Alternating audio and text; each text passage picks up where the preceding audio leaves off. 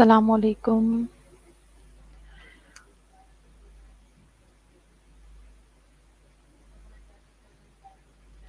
Just one student is present. Kindly communicate करें अपने बाकी क्लास फेलोज को भी. लेक्चर का टाइम हो गया है तो जल्दी जल्दी से ज्वाइन कर लीजिए. और जो स्टूडेंट्स प्रेजेंट हैं प्लीज़ मुझे बताइए. M I audible? आवाज़ आ रही है मेरी? क्लियर है आवाज़?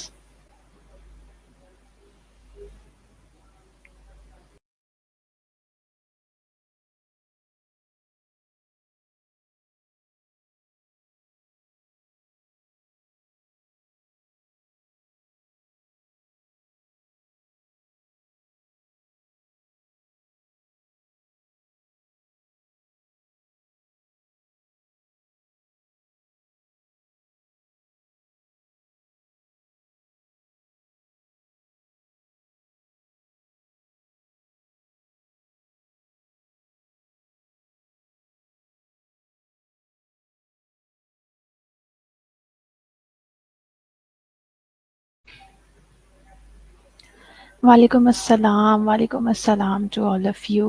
खान साहब भी बेटा मैं ठीक हूँ.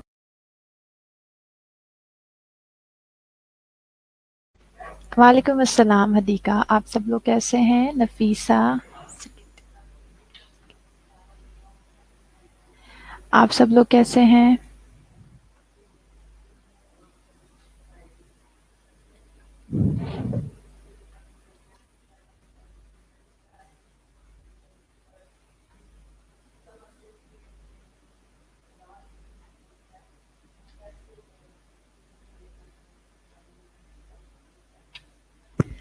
मैं ठीक हूँ मैं कुन्निसा. And thank you Nafisa. Thank you सारा. I missed you to.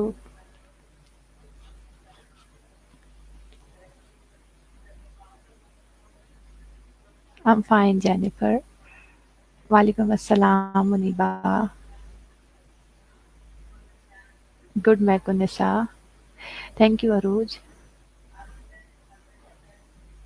Thank you Nafisa. चलें लेक्चर अपलोड कर लेते हैं. मीनवाइल अभी तो जस्ट 11 स्टूडेंट्स हैं तो आप लोग प्लीज़ जल्दी जल्दी से ज्वाइन कर लीजिए. बैक टू बैक मेरा ही लेक्चर है आज इंशाल्लाह 10 to 12. तो आप जल्दी जल्दी से ज्वाइन कर लें. मीनवाइल हम लेक्चर अपलोड कर लेते हैं.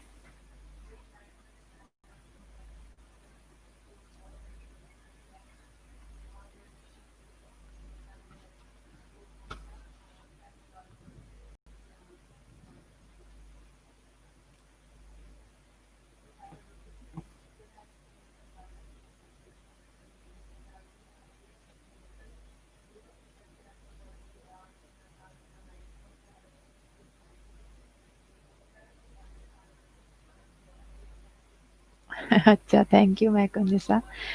It's really nice for me also कि आप लोग पढ़ने के लिए एक्साइटेड हैं, एंथुजियास्टिक हैं. Good, very good. और आप लोग की क्लासेस ठीक गुजरी? एक हफ्ता almost we were not in connection. सब ठीक रहा? सब बच्चे ठीक हैं? क्लासेस अभी तक जो हो रही थी आपकी सब ठीक रहा?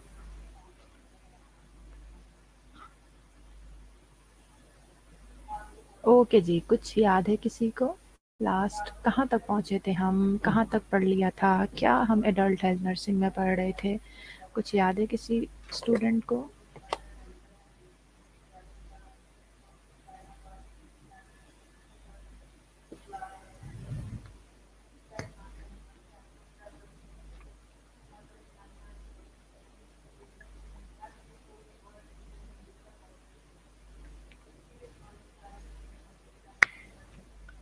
ओके अट्रैक्शन की टाइप्स और कुछ?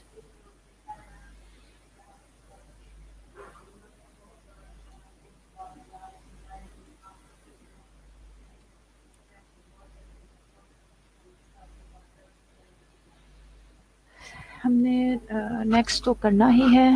मैम HN1 ही पढ़ी, आपकी एब्सेंस में HN2 को मिस किया। अच्छा नफीसा, ठीक है। चलें, साथ-साथ थोड़ा-सा रिव्यू भी हो जाएगा बिकॉज़ स्लाइड्स तो हमने फॉरवर्ड करनी ही हैं।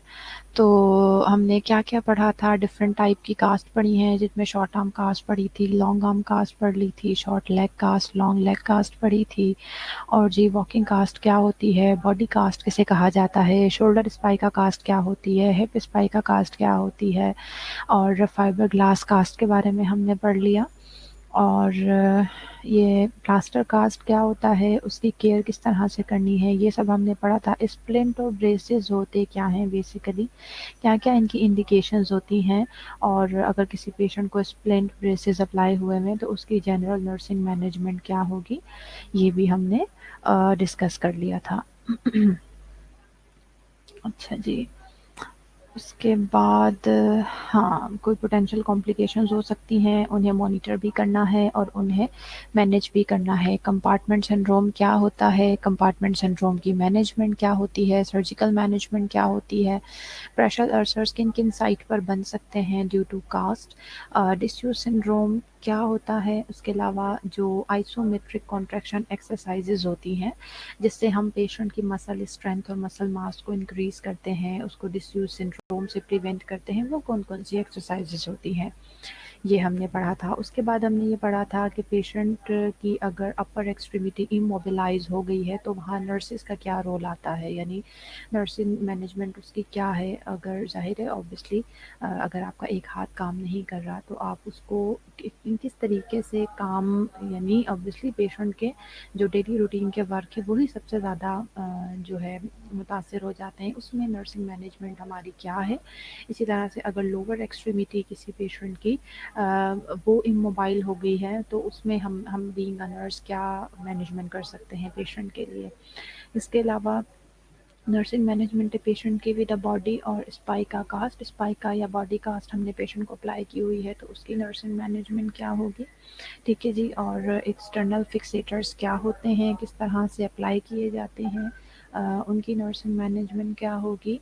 आपके साथ डिस्कस किया था कि ट्रैक्शन किसे कहते हैं, हम ट्रैक्शन में बेसिकली जो वेक्टर्स होते हैं, जो फोर्सेस अप्लाई की जाती हैं, यानी ये सब प्रिंसिपल में आ गया था ना कि इफेक्टिव ट्रैक्शन किस तरह से हमने अप्लाई करनी है। उसमें हमने पढ़ा था कि कौन कौन से डिफरेंट वेक्टर्स होते हैं जो जिस पे हमने वेट किस तरह से उसके साथ बाइंड करना है, और क्या जो रिजल्टेंट हमारा वेक्टर होगा उसकी जो रिजल्टेंट फोर्स होगी वो किस तरह से उसके ऊपर अप्लाई हो रही होगी। उसके बाद हमने ट्रैक्शन की डिफरेंट टाइप्स को स्टार्ट किया था, उसमें हमने स्ट्रेट ट्रैक्शन पढ़ी थी या रनिंग ट्रैक्शन जिसे कहा जाता है, ठीक है जी। उसके बाद बैलेंस्ड सस्पेंशन ट्रैक्शन पढ़ी थी। उसके बाद हमने स्किन ट्रैक्शन के बारे में पढ़ा था। स्केलेटन ट्रैक्शन के बारे में आपको बताया था कि स्केलेटन ट्रैक्शन वो होती हैं जो डायरेक्ट हम स्केलेटन के ऊपर अप्लाई करते हैं, किसी भी बोन के ऊपर अप्लाई करते हैं। इसी तरह से मैनुअल ट्रैक्शन के बारे में पढ़ा था। फिर स्किन ट्रैक्शन को हमने थोड़ा सा डिटेल में पढ़ा था कि स्किन ट्रैक्शन की एग्जांपल्स भी पढ़ी थी, उसके साथ वेट कितना बाइंड होना चाहिए, हैंग होना चाहिए, और क्या-क्या इंडिकेशंस होती हैं जब हमें स्किन ट्रैक्शन अप्लाई करने की ज़रूरत पड़ती है। इसके अलावा बक्स एक्सटेंशन ट्रैक्शन के बारे में हमने पढ़ लिया था, ठीक है जी। उस पे भी कितना वेट अप्लाई होना चाहिए, ये सारी चीज़ें हमने पढ़ी थी। एंड बक्स एक्सटेंशन ट्रैक्शन के बाद हम नर्सिंग इंटरवेंशन पढ़ रहे थे, एंड आई थिंक कि हमने यहीं नर्सिंग इंटरवेंशन पे ही हमने स्टॉप कर दिया था, जितना मुझे याद आ रहा है। नहीं एग्जैक्टली इसकी नर्सिंग इंटरवेंशन के बाद थोड़ा सा ये स्केलेटन ट्रैक्शन के बारे में भी मैंने आपको पढ़ाया था। इसके सेम वही चीज़ें थी बेटा जी कि जो ट्रैक्शन अप्लाई कर रहे हैं तो किन किन चीज़ों का ख्याल रखना है, नर्सिंग इंटरवेंशन क्या है, यही है सबसे पहले तो कि जो ट्रैक्शन अप्लाई की है वो इफेक्टिव भी होनी चाहिए। ऐसा ही नहीं है कि सिर्फ ट्रैक्शन अप्लाई हुई हुई है उसके साथ वेट हैंग हुआ हुआ है और बस चीज़ें चल रही हैं, नहीं। ट्रैक्शन को इफ़ेक्टिव होना चाहिए, फिर जितनी भी कोई कॉम्प्लिकेशंस हो सकती हैं उन्हें आपने मॉनिटर भी करना है और मैनेज भी करना है, जिसमें सबसे पहले स्किन ब्रेकडाउन था कि स्किन की केयर किस तरह से पेशेंट को प्रोवाइड करनी है आपने। फिर कोई नर्व डैमेज हो सकती है, नर्व डैमेज के लिए आपने असेसमेंट किस तरह से करनी है, और अगर कोई भी एबनॉर्मेलिटी आपके सामने आती है तो आपने इमीडिएटली कंसल्टेंट के साथ डिस्कस करना है उसे। उसके बाद सर्कुलेटरी इम्पेयरमेंट के बारे में आपको बताया था, ये बात तो बार बार आपको बताई जा रही है कि जब भी किसी भी किस्म की ट्रैक्शन, ब्रेसेज, स्प्लिंट्स या कास्ट टेम्पल अप्लाई की हो, सर्कुलेटरी जो इम्पेयरमेंट है उसे आपने ज़रूर चेक करना है, यानी जब भी اور سرکولیٹری امپیئرمنٹ میں مطلب یہی چیزیں ہیں کہ آپ نے دیکھنا ہے پیریفرل پلسز آ رہی ہیں پیشنٹ کا، اس ایریا کا بلڈ سپلائی تو اسٹاپ نہیں ہو رہا، جس کو آپ نے کن کن طریقوں سے چیک کرنا تھا، آپ نے کلر دیکھنا تھا، کیپیلری ریفل دیکھنا تھا، ٹمپریچر دیکھنا تھا اس ایریا کا، اور اس کے علاوہ ڈیپ وین تھرومبوسس جو ہے ڈی وی ٹی وہ ایک انڈیکیٹر ہے آپ کا سب سے زیادہ جو آپ کو ایک انسٹنٹ انڈیکیشن دے رہا ہوتا ہے اباؤٹ کہ اگر آپ کی کہیں بلڈ سرکولیشن جو ہے وہ تو نہیں اسٹاپ ہو رہی، تو اس چیز کو بھی آپ نے اسیس کرنا ہے، ڈی وی ٹی کو دیکھنا ہے۔ اس کے بعد اسکیلیٹن ٹریکشن اسٹارٹ ہوئی تھی، اسکیلیٹن مجھے یاد آ رہا ہے کہ اسکیلیٹن ٹریکشن سے ہم نے پڑھنا ہے، بالکل اسکیلیٹن ٹریکشن۔ اچھا ہدیقہ اب آواز ٹھیک آ رہی ہے بیٹا؟ اب ٹھیک ہے آواز؟ چلیں اسکیلیٹن ٹریکشن ہم نے جسٹ اسٹارٹ کیا تھا تو اسی سے ہم اسٹارٹ لے لیتے ہیں۔ Skeleton traction is applied directly to the bone, یہ بات ہم پہلے بھی ڈسکس کر چکے ہیں کہ اسکیلیٹل ٹریکشن وہ ٹریکشن ہوتی ہے جو کہ ڈائریکٹلی بون کے اوپر اپلائی ہوتی ہے۔ This method of traction is used occasionally to treat fractures of the femur, tibia and the cervical spine۔ جو skeletal tractions ہوتے ہیں وہ یوزلی نہیں یوز کیے جاتے، ہر وقت نہیں اپلائی کیے جاتے، یہ اوکیزنلی کچھ فیمر کے فریکچرز ہو سکتے ہیں، ٹیبیا کے فریکچرز ہو سکتے ہیں، سروائکل اسپائن کے فریکچرز ہو سکتے ہیں، اس کے لیے اسکیلیٹل ٹریکشن استعمال کیے جاتے ہیں۔ The traction is applied directly to the bone by use of a metal pin اور wire that is inserted through the bone distal to the fracture, avoiding nerves, blood vessels, muscles, tendon and joints. Tongs applied to the head are fixed to the skull to apply traction that immobilizes cervical fracture. Skeletal traction کی تھوڑی C nursing management بھی مجھے یاد آ رہا ہے کہ ہم نے اسٹارٹ کر لی تھی، بہرحال اچھی بات ہے کہ یہ چیزیں تھوڑا سا ریوائز ہو جائیں گی، ہمارا ایک تقریباً 1 ویک کا گیپ رہا ہے درمیان میں۔ تو اسکیلیٹل ٹریکشن یہی ہے، سمپلی اوبویسلی بون کے اندر اس کو ہم انسرٹ کرتے ہیں، میٹل کے پنز استعمال ہوتے ہیں، وائرز استعمال ہوتے ہیں، لیکن انہیں انسرٹ کرتے وقت بہت خیال رکھنا پڑتا ہے کہ ہم نروز کو ڈیمیج نہ کریں، بلڈ ویسلز کو ڈیمیج نہ کریں، مسل، ٹینڈن اور کسی اور جوائنٹ کو جو ہے ہم ڈیمیج نہ کر رہے ہوں۔ The orthopedic surgeon applies skeletal traction using surgical asepsis. Often skeletal traction is balanced traction which support the affected extremity, allows for some patient movement and facilitate patient independence and nursing care while maintaining effective traction.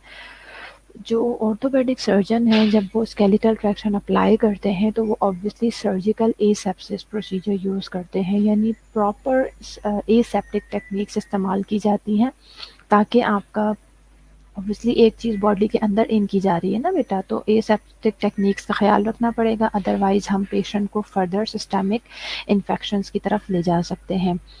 Often کیا ہوتا ہے کہ skeletal traction زیادہ تر جو بھی skeletal ٹریکشنز apply کی جاتی ہیں وہ بیلنس ٹریکشنز ہوتی ہیں، اور ان کا کام یہی ہوتا ہے کہ وہ افیکٹڈ جو بھی ایکسٹریمیٹی ہے اس کو سپورٹ کریں اور پیشنٹ کی موومنٹ کو الاؤ کریں اور فیسیلیٹیٹ کریں پیشنٹ کی انڈیپینڈنس کو اور نرسنگ کیئر کو وائل مینٹیننگ افیکٹو ڈائریکشن، یعنی پیشنٹ کو ٹوٹلی ڈیپینڈنٹ ہونے سے بچاتی ہیں یہ skeleton tractions. When skeleton traction is discontinued the extremity is gently supported while the weights are removed. جب ہم نے اسکیلیٹن ٹریکشن کو ڈسکنٹینیو کرنا ہے، ختم کرنا ہے، تو obviously جو بھی ایکسٹریمیٹی ہے جس کے اوپر آپ نے اسکیلیٹل ٹریکشن اپلائی کیا ہوا ہے، ایسے ہی تو ہم فوراً سے اس کے اوپر سے ویٹ نہیں نا ریموو کر دیں گے، اس کو ہم پہلے جینٹلی سپورٹ کریں گے، اس کو سپورٹ کر کے اس کا جو ویٹ ہے اس کو ہم ریموو کریں گے۔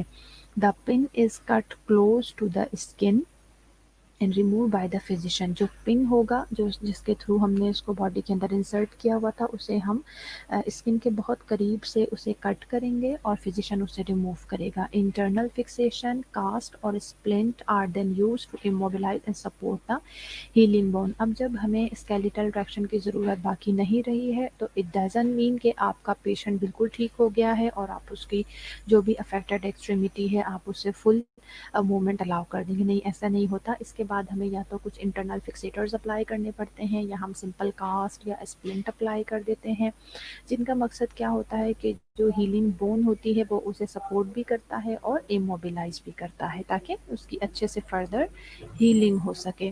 اب جو نرسنگ انٹرونشنز ہیں نرسنگ انٹرونشنس کو ہم نے دیکھنا ہے. نرسنگ انٹرونشن کیا کیا ہے اس کے لیے وہی ہے بیٹا. سب سے پہلے تو ہمیں افیکٹو ٹریکشن کو مینٹین کرنا ہے کہ جو ٹریکشن ہم نے اپلائی کی ہے وہ افیکٹو ہونی چاہیے. When skeletal traction is use the nurse check the traction. کیا کیا چیزیں چیک کرنی ہے؟ اپریٹس جو پورا کا پورا اسکیلیٹل ٹریکشن کے لیے آپ استعمال کر رہے ہیں اسے چیک کرنا ہے. وہ جو ایک پولیس کے تھرو پولیس ہوتی ہے نا اس کے اوپر سے رسیاں گزار کے اس کے تھرو ہم نے ویٹ ہینگ کیا ہوا ہوتا ہے تو اس رسی کو دیکھیں گے اس کے اندر کوئی نوٹس تو نہیں ہے اور پولیس کے گروف کے اندر سے ٹھیک سے وہ گزر رہی ہیں. جو ویٹ ہے اس کے اندر فریلی ہینگ ہو رہا ہے. ٹھیک ہے جی. اور جو بھی نوٹس لگائی ہوئی ہیں جس جگہ پہ ضرورت ہے وہ سیکیورلی ٹائڈ ہیں یا نہیں ہے. ان چیزوں کا خیال رکھنا ہے.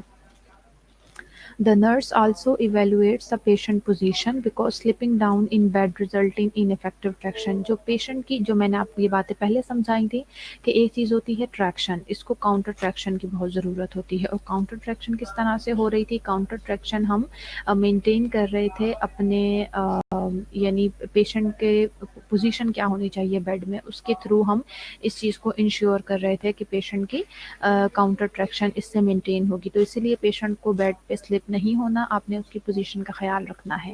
اس کے بعد مینٹیننگ پوزیشن, یعنی اب اسپیسیفکلی پیشنٹ کی پوزیشن کے بارے میں بات کریں گے. The nurse must maintain alignment of the patient's body in traction as prescribed to promote an effective line of pull. Patient کی بیڈ کے اوپر کیا پوزیشن ہونی چاہیے اس کو اس کی الائنمنٹ مینٹین رکھنا بہت ضروری ہے تاکہ آپ افیکٹو لائن آف پل جو ہے اسے پروموٹ کر سکیں. The nurse positions the patient feet to avoid foot drop. Patient کا فٹ کی پوزیشننگ دیکھنے کی بہت ضرورت ہے تاکہ ہم پیشنٹ کی جو ہے فٹ ڈراپ کو اوائڈ کر سکیں. انورڈ روٹیشن یعنی جتنی بھی آکورڈ موومنٹس ہو سکتی ہیں, آؤٹ ورڈ روٹیشن ہو سکتی ہے, یعنی ایک نیوٹرل پوزیشن میں آپ نے پیشنٹ کے پاؤں کو رکھنا ہے. پیشنٹ فٹ میں be supported in neutral position by orthopaedic devices, یعنی بیسیکلی آپ نے اس کو اس کی جو ہے نیوٹرل پوزیشن میں مینٹین رکھنا ہے.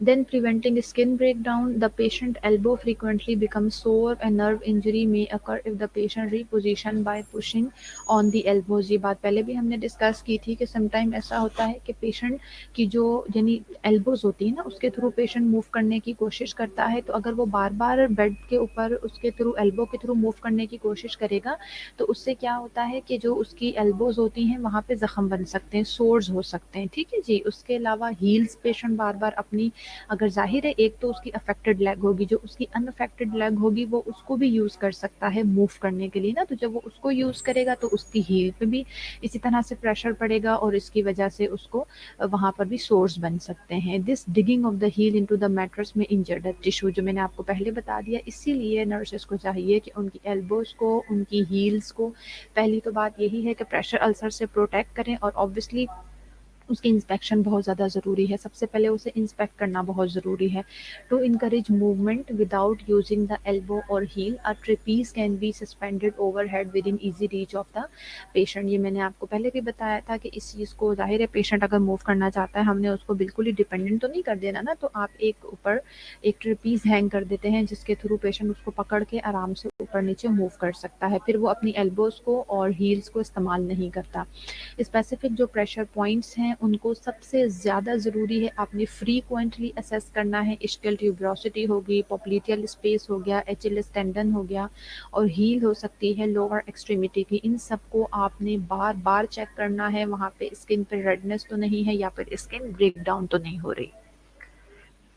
اس کے بعد آ جاتا ہے back care is provided if needed and keep the bed dry and free of crumbs and wrinkle. بہت ضروری ہے بیک کیئر, صرف اور صرف پیشنٹ کی پوزیشننگ کرنا, پیشنٹ کو بیک مساج پرووائڈ کرنا. اس کے ساتھ ساتھ پیشنٹ کی جو بیڈ شیٹ ہے اس کا بہت زیادہ رول ہوتا ہے. ایک تو بیڈ بالکل ڈرائی ہونا چاہیے پیشنٹ کا, اور فری آف رنکلز ہونا چاہیے. جب ہم پیشنٹ کے بیڈ کو ٹائی کرتے ہیں تو اس کو ہم بہت اچھے سے جو ہے اس کو کھینچ کے फिर उसको टाई करते हैं, ठीक है। अगर रिंकल्स होंगी तो वो ज़्यादा स्किन को ब्रेक डाउन भी करती हैं, और स्किन में जो है वो रिंकल्स की वजह से स्किन ब्रेक डाउन भी होता है, और जो स्किन है वो डैमेज भी होती है, और वहाँ पे बेड सोर्स या प्रेशर अल्सर बनने के चांसेस भी ज़्यादा होते हैं। इसके अलावा प्रेशर रिलीविंग एयर फिल्ड और high density foam mattress overlay में reduce the risk of pressure ulcer. इसके अलावा आपने शायद वार्ड साइड में कहीं देखा भी हो, जो एयर फिल्ड मैट्रेसेस होते हैं वो भी यूज़ किए जाते हैं प्रेशर अल्सर से प्रिवेंट करने के लिए, क्योंकि वो प्रेशर रिलीज करते हैं ना बॉडी का।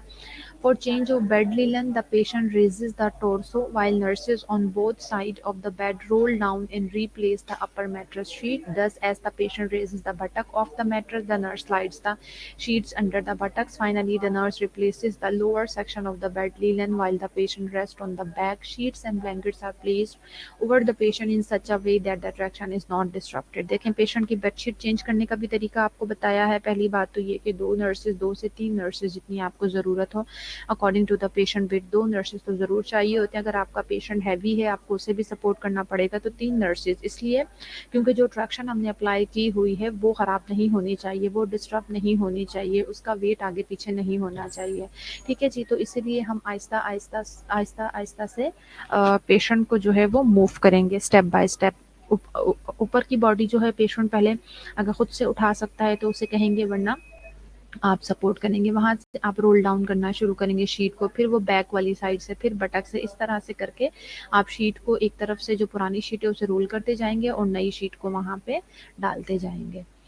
Monitoring neurovascular status, the nurse assesses the neurovascular status of the immobilized extremity at least every hour initially and then every 4 hours. जब पेशेंट को हमने अप्लाई कर दिया है ट्रैक्शन, तो नर्स जो है पहले 4 घंटों तक हर 1 घंटे बाद न्यूरोवास्कुलर स्टेटस पेशेंट का चेक करेगी, ठीक है जी। जो उसकी इमोबिलाइज एक्सट्रीमिटी है वहाँ पे न्यूरोवास्कुलर स्टेटस चेक करेगी।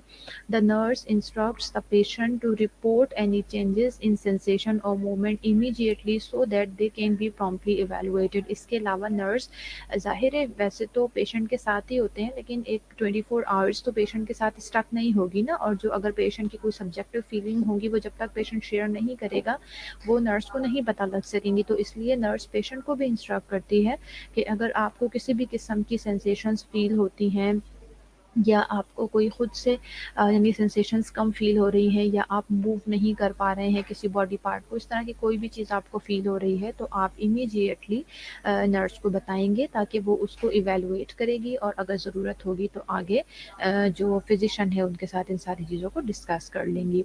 DVT a significant risk for the immobilized patient। ये बात बार बार आपसे डिस्कस कर रहे हैं कि DVT डीप वेन थ्रोम्बोसिस जो है, जितने भी हमारे इमोबिलाइज पेशेंट होते हैं उनका बहुत ज़्यादा रिस्क होता है DVT डेवलप होने का।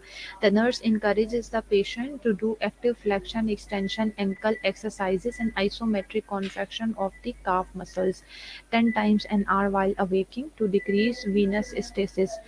1 घंटे में तकरीबन 10 मरतबा जो ये प्रिवेंट करने के लिए वीनस स्टेसिस को प्रिवेंट करने के लिए, यानी ब्लड सर्कुलेशन जो है वो वेसल्स के अंदर स्टॉप ना हो, उसको प्रिवेंट करने के लिए 1 घंटे के अंदर पेशेंट से कहेंगे कि 10 मरतबा वो उसी तरह से जो मैंने आपको पहले समझाया था आइसोमेट्रिक एक्सरसाइजेस परफॉर्म करें, और इसके अलावा लेटे लेटे अपने एंकल को एक्सटेंड कर सकते हैं, फ्लेक्स कर सकते हैं, इस तरह की एक्सरसाइजेस परफॉर्म करनी है, जिससे क्या होता है कि जो पेशेंट को ट्रैक्शन अप्लाई की हुई है वो भी डिस्टर्ब नहीं होती, और लेकिन जो पेशेंट होता है उसके लिए हेल्पफुल हो जाता है कि उसकी जो टांगों के अंदर ब्लड सर्कुलेशन जा रही है वो बिल्कुल स्टॉप नहीं हो जाती, वो बिल्कुल स्टैटिक नहीं हो जाती।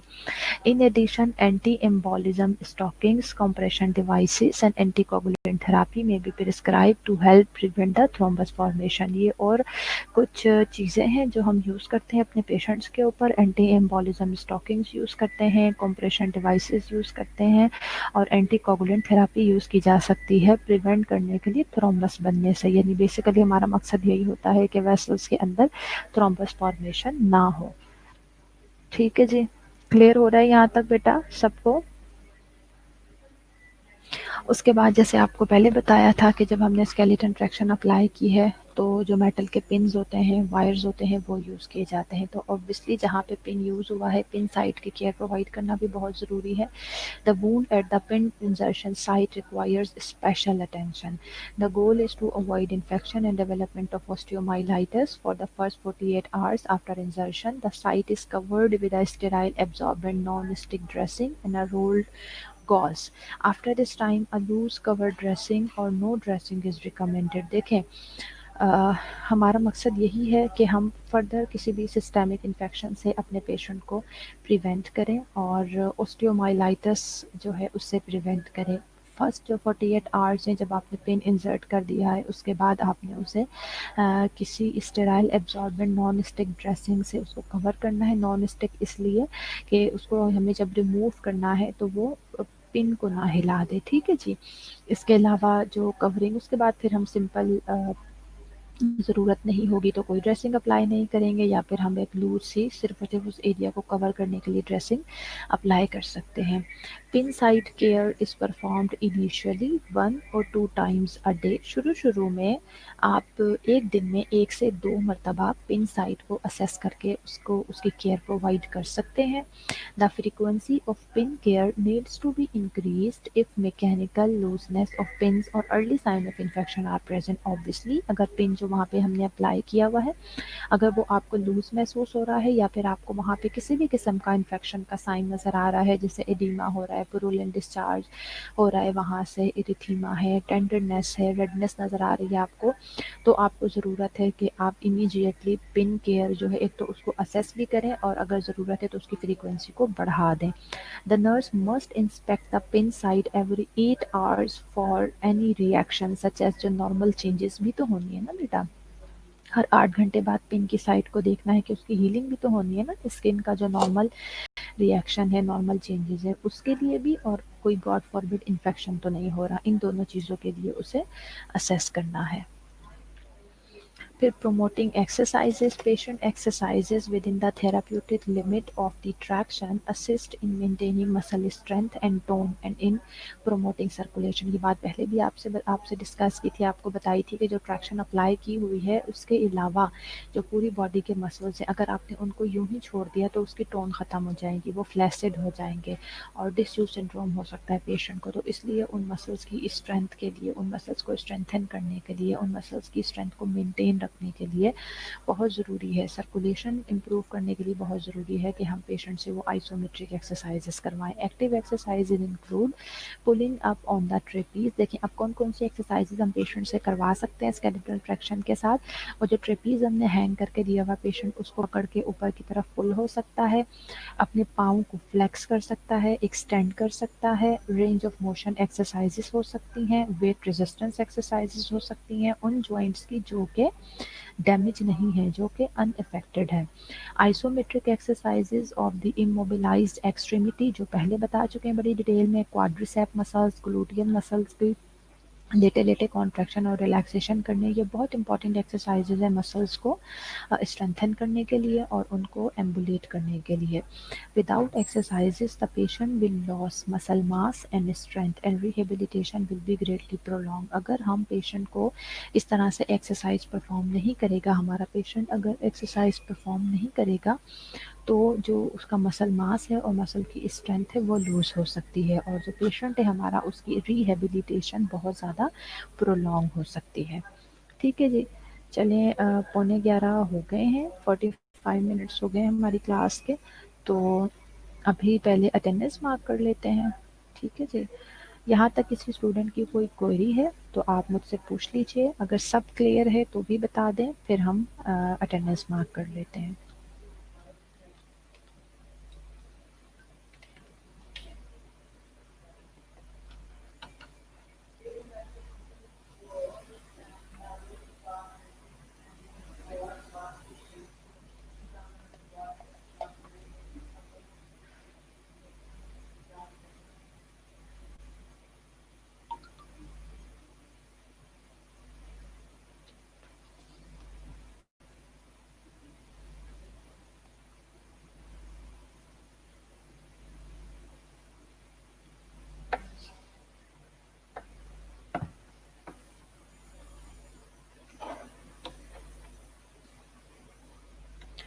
ओके, ठीक है बेटा, अगर सब क्लियर है तो बहुत अच्छी बात है।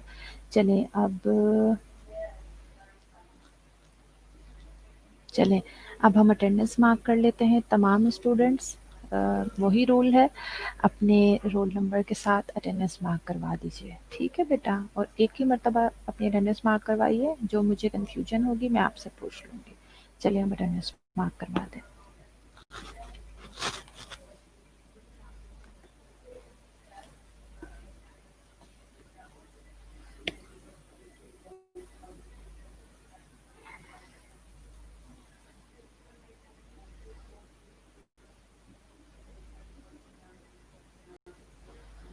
Just 6.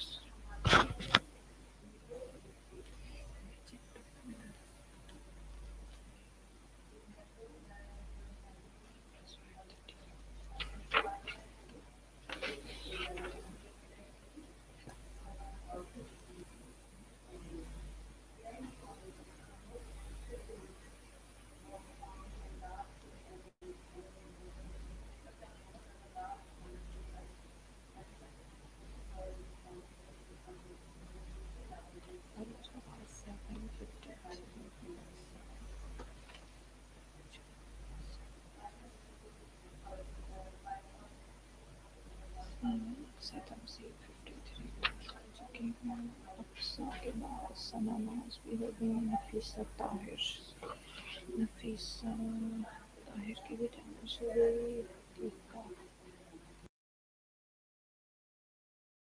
हकीका Asif, हकीका Asif, हकीका Asif, summer 46, 46, 24, 24,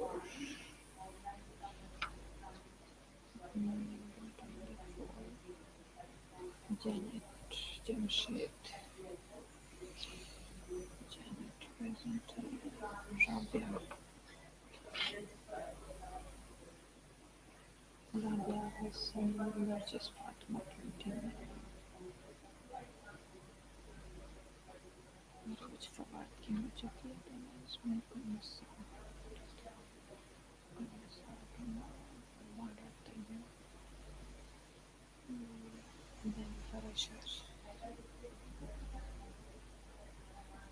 Janet, Janet Rabi,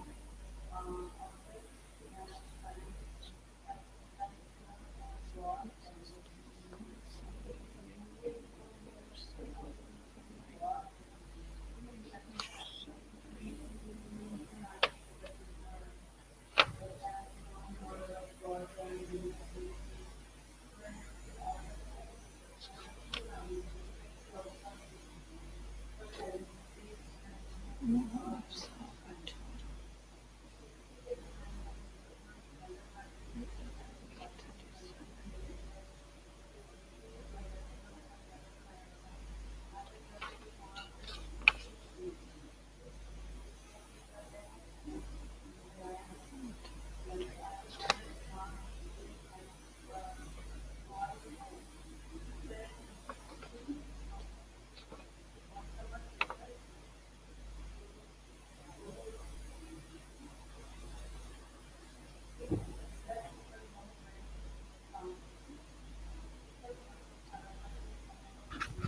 नहीं बेटा, रोज फिलहाल पेपर्स की कोई न्यूज़ नहीं है।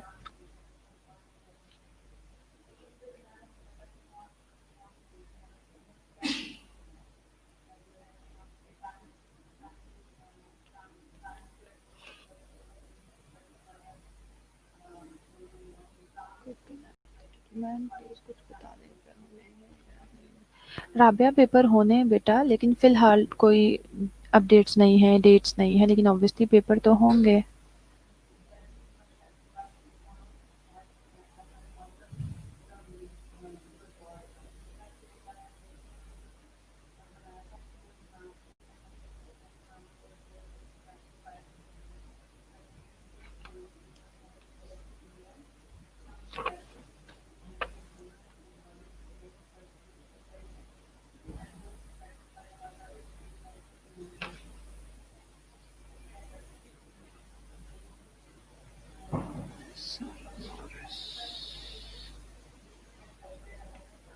Baby server number 9.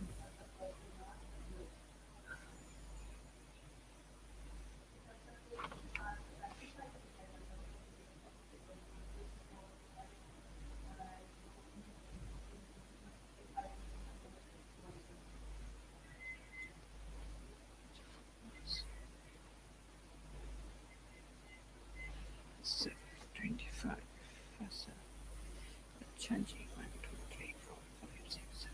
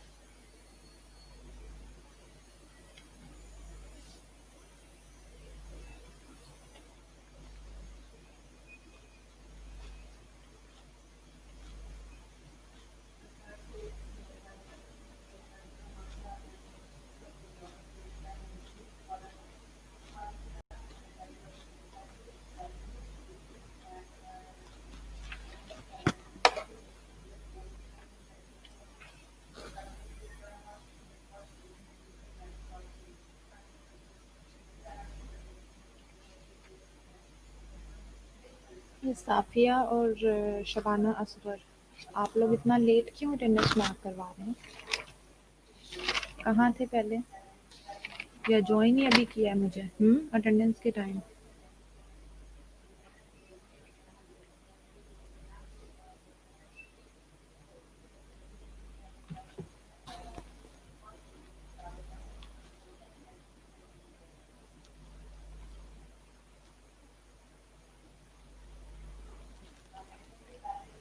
اوکے، چلے جو جو اسٹوڈنٹ ایبسنٹ ہیں ان کے نام سن لیں، اگر اس میں سے کسی اسٹوڈنٹ کی اٹینڈنس رہ گئی ہے تو مجھے بتا دیں۔ اقصیٰ لیاقت ایبسنٹ ہیں، عائشہ ایبسنٹ ہیں، حافظہ فروا، جون مسیح، کیزیہ اسلم، مدیحہ فاطمہ، ماہنور۔ بینش سرور ہو گئی آپ کی اٹینڈنس۔ محمد طلحہ، محمد یاسر، رامین، رسب، ردا، صبا پرویز، سائرہ، شہباز، زیب النساء، زنیرہ، فضا منیر۔ ٹھیک ہے جی، چلیں ابھی میں جو ہے دوسرا لنک اوپن کرتی ہوں، اور ابھی ہماری کلاس کا ٹائم ختم ہو گیا ہے۔ سیکنڈ لنک اوپن کر کے آپ کو ہمارا بیک ٹو بیک کلاس ہے، تو چلیں 10 منٹس کی آپ کو بریک دے دیتے ہیں۔ آفٹر 10 منٹس تمام اسٹوڈنٹس نے جوائن کر لینا ہے، ٹھیک ہے جی۔